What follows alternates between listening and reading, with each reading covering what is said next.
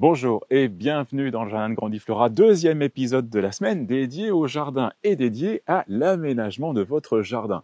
Alors, ce qui est important dans une pièce de vie en extérieur telle que l'on peut avoir, c'est de jouer avec les volumes. C'est ça qui va être intéressant, c'est de pouvoir en fait donner cette impression de trompe-l'œil et de donner envie d'aller découvrir les différentes zones de votre jardin. Et là, c'est en créant, bien entendu, des cheminements et des points d'intérêt qui vont être un petit peu décalés par rapport à d'autres points d'intérêt. Et aujourd'hui, avec la floraison de deux plantes qui vont être le viburnum que vous avez là et l'arum qui est juste à côté de moi, eh bien on va avoir ce jeu du blanc et cet écho que les deux plantes vont faire entre elles et qui sont à mi-chemin en fait par rapport à notre salon, par rapport aux baies vitrées où vous êtes actuellement, où la caméra est positionnée. Quand on est à 30 mètres, là où vous êtes, c'est quand même une petite plante.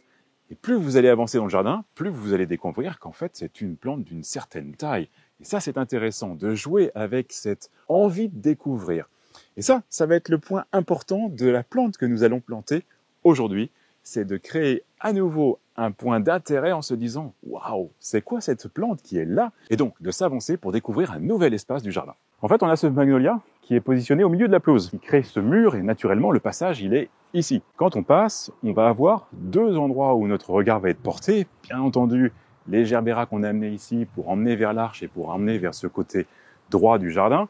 Et ici, on a une découverte. On a passé le magnolia et là, il y a une nouvelle alcôve. Alors aujourd'hui, elle n'a rien d'extraordinaire. Elle était très utilisée par la balançoire, en fait. C'était vraiment ça le thème numéro 1. Donc il n'y avait pas besoin d'agrémenter plus que ça. Aujourd'hui, la balançoire, on l'a exprimé, elle est sur sa fin de vie, donc il faut la retirer. Donc je vais commencer à la retirer. Et puis il y a tout ce massif derrière qui est à reprendre. Et dans cette recherche de créer des perspectives, créer des profondeurs, créer de l'envie d'aller découvrir ce qui se passe dans les autres parties du jardin, eh bien ici, on va amener une plante qui est assez extraordinaire. Voilà, je vous présente le Cedrela sinensis flamingo. Voilà, une plante qui a un intérêt principalement dans son feuillage. Alors, il y a plein d'autres intérêts.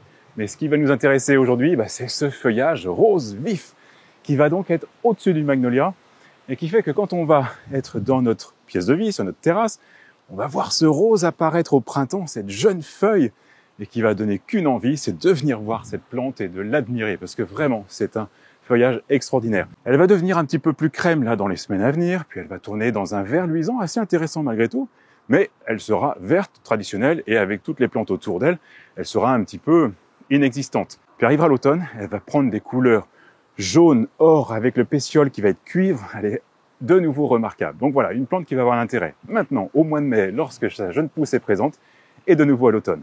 Et pour l'instant, l'idée, c'est de la mettre pour qu'elle soit au-dessus du magnolia. Alors vous le voyez, cette poutre va me gêner, donc ça va être la première étape de démontage de notre balançoire. Bon voilà, toujours les petites surprises des jardins qu'on découvre, même si ça fait 16 ans que nous sommes ici. On avait installé la balançoire sans le savoir sur des câbles électriques. Je suis absolument convaincu qu'ils ne fonctionnent plus parce que quand on a fait différentes extensions de la maison, on avait coupé toute l'alimentation du jardin. Mais par précaution, au cas où, je vais aller couper le général. Descendre pour repérer où sont les câbles, c'est un bel ouvrage. Donc je vais pas m'y mettre maintenant parce qu'en fait, on voit bien la jonction, on voit bien les câbles, on voit bien les gaines. Premier bémol, c'est vrai que j'avais pas d'avertisseur, donc j'avais rien pour me prévenir qu'il y avait possibilité de trouver des câbles électriques. Donc ça, c'est la première erreur du précédent propriétaire, de ne pas avoir fait les choses dans les règles de l'art, au moins pour prévenir. Je vais le plaquer ici, en attente de, parce que comme je le dis, c'est un ouvrage qui est quand même compliqué, parce que je viens de découvrir les gaines, mais je n'ai aucune idée de savoir où elles partent, dans quelle direction elles partent. Donc là, je préfère ramener ma plante, ça ne va pas la gêner du tout dans son développement. Et puis, je sais qu'elles sont là, et je vais demander l'avis d'un électricien qui va me dire voilà ce que lui il en pense, s'il va juste sécuriser en y mettant... Peut-être que la boîte est suffisamment sécurisée telle que c'est là, et puis au lieu de la laisser en aérien comme ça, on l'enfoncera dans le sol. Je le redis, ça ne gênera pas du tout la plante, et c'est nettement moins compliqué que de chercher à tout retirer par sécurité. Il y a différentes approches dans la position de la plante. Alors la première, c'est par rapport à des recherches. Alors, il reste l'élément de fond qui est attirer le regard par un feuillage qui vient au-dessus d'une autre plante. Donc ça, c'est gagné, c'est acquis. Je ne change pas l'approche. Mon intention, c'est de la bouger pour cacher des toitures qui sont derrière. Mais il y a le pin. Et on est quand même sur une plante qui va pousser à 10 mètres de haut. Donc là, je suis à 2,50 m ici, donc 5 mètres. Donc ouais, elle va toucher le pin. Est-ce que c'est gênant? Non. Et il suffira d'élaguer un petit peu le pin. Il y a des chances que le pin montant encore, la branche qui vient nous gêner, on la descendra. Donc bon. Non, je reste sur ma position, je le bouge, je le mets ici. Hop là. Je sais pas si vous l'entendez bien au micro, mais pendant que je fais mon trou et que je réalise ma plantation, ouais, encore, oh, magnifique. Attendez, il y a la mer, hop là, les deux parents sont rentrés là, et les deux ressortent. Et allez, c'est parti. Allez, deuxième. Regardez, écoutez comment ça braille là. Ah, c'est magnifique. Voilà, bah, j'allais vous décrire ce spectacle où je sens les petits oisillons qui appellent. C'est magnifique. Voilà, c'est les petits plaisirs du jardinage. Alors le cédréla demandera un sol vraiment drainant, riche, frais. Donc là, je pense qu'il y a tout le contexte qui va bien. D'une part, avec la haie qui va amener une certaine fraîcheur. Quand même, il y a de l'ombre. Bon, certes, là, aujourd'hui, il y a le toboggan, mais voilà, je pense que le sol est suffisamment frais pour le cédréla. Drainant, ça n'a aucun doute. D'une part, grâce à la pente que l'on a naturellement. Donc voilà, il n'y a pas de rétention d'eau qu'il y aura ici. Puis en plus, je l'ai vu en creusant le trou, c'est bien meuble, profond. Donc aucun souci à ce niveau-là. Au niveau du collet, toujours important de ne pas enfoncer le collet. Donc on le laisse bien en surface. Ça, c'est toujours la vigilance à avoir, la jonction racine-tige, on laisse bien en surface.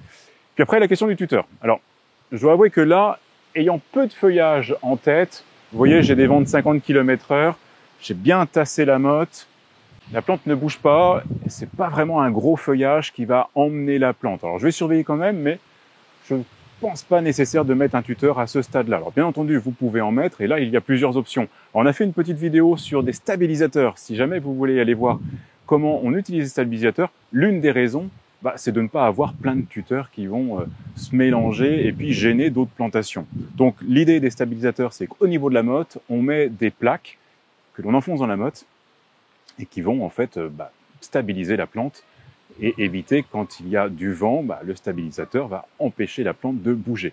Alors, autrement, bien sûr, il y a les tuteurs traditionnels, il y a l'aubanage, vous avez différentes options. Là, le plus important, mon tronc, il est bien aligné, il est bien droit. Je vois bien qu'au niveau du vent, il bouge pas trop. Et comme je le dis, c'est vraiment une plante qui n'a pas un gros feuillage. Donc, pour les quelques années où la plante va s'installer, se développer, le système racinaire a lui aussi le temps d'aller chercher de part et d'autre de la motte pour bien se fixer. Donc voilà, je pense qu'il n'y a aucun souci à ce niveau-là. Voilà, j'espère que cette approche de position dans le jardin et surtout de créer des environnements où vous allez amener de l'intérêt et de la curiosité, j'espère que vraiment ça va vous inspirer pour votre jardin. N'oubliez pas, créez des courbes, créez des mouvements, créez des alcôves, rien que pour donner envie d'aller voir. Voilà, je vous retrouve demain pour les plantes en pot. Et là, on a une petite surprise parce qu'on va vous amener dans un autre environnement et rencontrer quelqu'un qui fait des jardins absolument extraordinaires qu'avec des pots. Les autres thèmes pour le week-end, n'oubliez pas, il y a encore vraiment beaucoup de tâches dans le jardin, entre bien entendu le désherbage, ça c'est incontournable, la taille de toutes vos plantes formées. Nos buis ont une attaque de pyrale, donc voilà, si vous avez des buis, je ne sais pas où vous êtes en France, mais c'est pas forcément les mêmes périodes pour tout le monde, mais j'ai l'impression que la semaine dernière, ça a quand même été une semaine où les chenilles sont sorties. Donc vraiment, traitez contre vos buis si vous avez vraiment à cœur de les garder et de les maintenir, comme c'est notre cas. Je vous retrouve demain, jardinez bien.